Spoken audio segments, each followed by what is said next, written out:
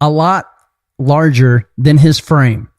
The dude can catch the ball away from his body very, very well. Yeah. There was a particular play where he went across the middle, almost on like a short post route this past week, and Goff threw it a little bit behind him, and the dude twerked his body in the complete opposite direction and caught it in his fingertips. And I mean, this guy, like I said, he is everything as advertised, and he's not a gadget guy like Sammy Watkins kind of was. And he's definitely not stupid. Well, I mean, the thing is, like, you say he's not a gadget guy, but I think his route running ability is somewhat underrated. Very, very. People think about Brandon Cooks and they think, oh, just, throw it down the field, let him go get it. But he can run those intermediate routes. He can definitely run those quick screen routes. But he can run curls, posts, all the stuff in the middle of the field to get himself open. And then once he has the ball in his hands, they might be changing the scoreboard. So it's been awesome to watch him and Goff work together last few games. I want to see Goff lead him a little bit more on those deep throws. There were a few that you're like, oh, he's what? Oh, come on, let's go, get it laid out there. But all in all, you have to be happy. I mean, I remember, talking about this on quite a few podcasts ago now, about when we traded with the Patriots who gave up our first round pick. I remember initially, right when it happened, I was pissed. And then I found out, obviously, we got Brandon Cooks, and I was like, well, he's probably going to be better than who we would have gotten at the number 23 overall selection. And my gosh, he is more than that. I mean, the dude is he's such a, like you said, more than a gadget guy. Yeah. And now that we have him locked up, and all the other young receivers for the next 4 years. I mean, good Lord, dude. Yeah, because, I mean, Woods looked well, too. I mean, he's played well as well. Wow. He's played well as well. He's played great. Let's make it a little easier. Did you see anything else during that Arizona game that kind of caught your attention? Yeah. Well, obviously, the defense throwing a shutout is impressive. But for me, I mean, there's a small part of the game here, but I thought the running backs blocking on third down was something that caught my attention. There were a few times Malcolm Brown in particular really picked up the blitz. Pancake. He's putting people on their ass out there, and Goff is getting ready to stand up there and make a good throw. One thing I will say is all preseason, myself included, I mean, very much pro John Kelly. Absolutely. All preseason, we talked about how great he played, and he did. He definitely earned all that attention. But yes, Malcolm Brown is still a quality player in the NFL, and he's showing that particularly on third downs. Well, there's a reason that Sean McVay has, what little we have seen, he's remaining loyal to those that he plays and those that he talked highly about. And so of course, like you just said, we wish we could see more John Kelly, but you know what? It's not his time yet. Nope. And it could be his time eventually, but it's not his time. And I'm completely okay with leaving Malcolm Brown in there and letting him get some snaps because, quite frankly, the dude is a good player, as you just said. So what else about Arizona that caught your attention? Oh, man. Let me just say this. The Arizona Cardinal offense did not cross the 50-yard line until 30 seconds left in the game. That's pretty telling. I don't know if that is more, is it more impressive that the defense held them to that, or is it such a bad thing about Arizona? What? Breaking news. Okay. Watching the Browns-Jets game. And so the Browns have the ball, they're driving, and they had an opportunity to get a first down on third down, didn't convert. So Browns were getting ready to punt. Your boy Tremaine Johnson picked up the football. It was an incomplete pass. He picked up the football, held it into Jarvis Landry's stomach, like, here you go, and tried to hand it to him. Idiot. It hit off Landry's hand. First down. They hit him with a personal foul. First down. Idiot. And the dude made Tremaine Johnson's making an impact on the game. In a negative way. Not a good one right now, but he is impacting the game. But he did make that defensive play when he got beat deep and recovered and knocked the ball away earlier in the game, which we saw. So that was the good. I'm just glad we didn't have to pay that fool because we got Talib. yank your chain to leave, I should say, and your boy Marcus Peters. But I'll tell you what, dude. Joyner's a guy too. Yeah, they all are guys. But dude, and they proved that. They all proved that against Arizona. So, and you know what? Arizona's making me look like a fool. And the reason is because I said that they would finish second in the division, but so far, you know, it's early. We'll give you that. It is early, dude, and they're only one game out of first place right now. Because Seattle, they're 0-2. You make a valid point because, well, first of all, they're 2 games out of first place, but Seattle sucks as well. So Seattle could be last place. I am so glad Seattle's bad. Not good. Bro. Oh, I am so glad, dude. Watch them come out and beat Dallas this week, but I do not think Seattle's any good. Yeah, they're not very good. But I tell you what, I sent you that picture. It says, do you remember what it said? On a scale of 1 to 10, how bad are we? And the picture was of one of the Seattle players carrying the 12th man flag. Yeah. But you know, it makes my heart melt, the fact that they are so bad. I love it. I love it. It does, definitely. I like Arizona much better than San Francisco and Seattle. Because Arizona's never beat our ass for like 4 years in a row. Well, they're more a classy team. They're a classier bunch over there. I agree. And it's honestly like, we don't like the 49ers either, but they're much easier to pull for than Seattle the Seahawks. Absolutely. Yeah. So, well, let's take a quick break real quick. let's take a break. Let's take a quick break real quick. Jermaine Johnson just got beat on 3rd down. All right, we're going to take a quick break, watch a little bit of this game, and then we're going to come back and talk about the Chargers, and we will be right back. Thanks for listening to Rampage Radio Podcast.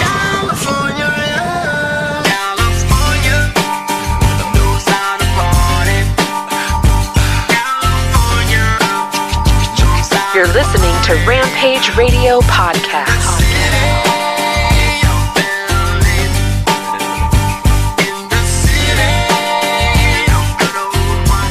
Welcome back to the Rampage Radio Podcast. All right, let's keep it moving. We talked about the Cardinals. We talked about the first 2 games. Let's lock in on the LA Chargers. Chargers currently 1-1. Last week losing to the Chiefs. Last week beating Buffalo, and the first week losing to the Chiefs. Dude, what do you think about this team? What catches your eye when you think about the Chargers? Pretty solid defense, good secondary, and Melvin Gordon is playing like the Melvin Gordon that was drafted in the first round should play. Yeah. I'm concerned about Melvin Gordon primarily. I'm not as concerned about the wide receivers, although I really do like Keenan Allen, and I know that he can beat our corners because he's that good. Dude, yeah. But Melvin Gordon is the guy that if I want to take away something, I want to take Melvin Gordon out of the game. Running the ball, receiving the ball, anything that he does, I don't want him to, because of our secondary. We need to play on the strength of our secondary. And, you know, we've stopped the run so far. I really like what Corey Littleton has done in the middle there. And Mark Barron's not going to play again this week. So, you know, Rameek Wilson and Corey Littleton are going to have to hold it down, you know, and I have full faith and confidence in both those guys. And so what do you think is there like one matchup particularly that you're looking at, like yes, the Rams offensive line versus the Chargers defensive line? Like, what do you think is going to be probably the biggest decision? It's going to be Corey Littleton against Melvin Gordon. Yeah. Or they may do what they have been doing a little bit, which is bring in my boy Marquis Christian, who was my Ram on the radar a couple of podcasts ago. That dude's been playing well, and he's getting a bunch of snaps. So he's kind of taking over that Mark Barron role-esque. He's obviously not as big as Mark Barron is, but he's done a good job. But I'm looking at Corey Littleton stopping the run, and he's been good, dude. I mean, he had 12 tackles week 1. You know, he has some. He's been playing well, balling, dude. So that's who I'm kind of looking at overall as the matchup. But what do you got, dude? You know, my guy, one of my favorite players in the league, angry Phillip Rivers, dude. So let's listen to what Marcus Peters and Sean McVay had to say about preparing for angry Phillip Rivers. When you are doing the preparation, Marcus, how much do you study a guy like Rivers? I mean, do you go very detailed into film, or? I done been playing against Phillips since I was a rookie, so I kind of know exactly how he gonna hit us where we not. Just now, it just helps that it's just I got Lieb on the other side, I got JJ, I got L, I got Rob, I got Sam, I got AD, I got Sue, I got Rockers, I got TG, I got some people that can help me, so let's go out there and have fun.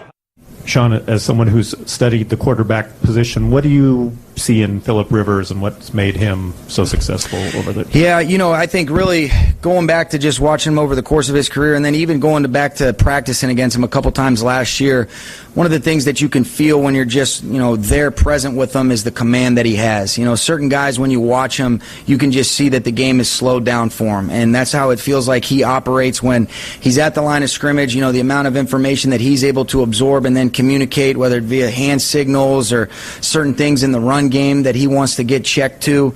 He's just got a great feeling and understanding, for what it should look like as far as how the defense should disperse and being able to get to the right plays. All right, so great interview there by Marcus Peters. Interesting, he said that he was playing against Phillip Rivers basically his whole career from his time in Kansas City there. I think that they know each other well. I think that, like he said, he's familiar with them. He enjoys the secondary he's playing in now. So I think that he feels very confident in how Phillip Rivers is going to attack that secondary this week. What did you think about his interview? I liked it. Obviously, dude, I just love the swag that dude carries, man. I love having Mark. Yeah. He is a true corner. He's a corner, like philosophically, mentally, he's like an alpha dog corner. That's what you want in your corners. I love it, dude. I love it. And he is a gangster, bro. Like, just the way he carries himself. Yeah. And I say that term lightly. I don't really know what he does outside of the cameras and off the field, but. All right, guys. We know he's not a gangster. He's a football guy who's got some trouble, but hey, I wouldn't take many guys ahead of him right now. I think what I love about him, especially in this interview, and he's already done this before, he starts naming off his entire secondary, bro. Like he's giving compliments because he realizes that although he's good, he needs his comrades to come and help this defense be legit and be like the best that they can be. So I think that's what I like the most about what he had to say. What I liked about McVay is he said that Phillip does a good job of kind of audibling. He didn't say this verbatim, but audibling into like run plays and making sure Melvin Gordon is, doing what he's supposed to be doing. And that's the thing that, like I said, got to take care of Melvin Gordon. You take care of him and stopping the run. I think you make him one-dimensional, which is every team's goal every week on defense, to make every team one-dimensional. You do that, I think this could be a win for the Rams, hopefully. Well, one thing you can pretty much expect out of Phillip Rivers is, his ability to get that team into the right play. And you look at that offense, Keenan Allen's caught games where he's had 15, 16 catches. He's able to get up there to the line, determine what he thinks is going to happen, and check to a short pass or check to a run. So, that he's going to be, more than prepared. But the problem is, that Rams defense, you can't prepare for them. You don't have one of those in practice. So, it ain't going to be a situation where, he's ready for all that noise in his face, especially from that D line, man. So great stuff from Sean McVay and Marcus Peters. I did go on the Chargers forums, which I like to do. Hey, Baker Mayfield making his debut right now. Here it comes. Minute 42 seconds in the first half. JRod Taylor went to the locker room, so it's on. Sorry, bro. Don't worry about it, man. I'm not really tripping about that. I was talking about the forums, and I went to the San Diego, LA Chargers forums, and I'm going to tell you, those fans, I don't want to say that they seem confident, but they seem like we can beat these Rams. They feel like they can beat us, which, yes, any team can beat any team on any given day. That's right. But this Rams team as a whole is a lot to deal with right now. Yeah. And they're not even, I don't want to say that they're even clicking on all cylinders yet. What is all cylinders? Are we watching it? If it is, like, exactly. Dude, I'm fine with it. I'm fine with If it. this But is if not- it's not, if- right. If this is not Right. And that's a testament to, Sean McVay's ability to coach and the entire coaching staff. Those fans are excited about this game, obviously, because it's LA for one. They're excited because they're competitive. They expect to win their division, although they just got throttled by the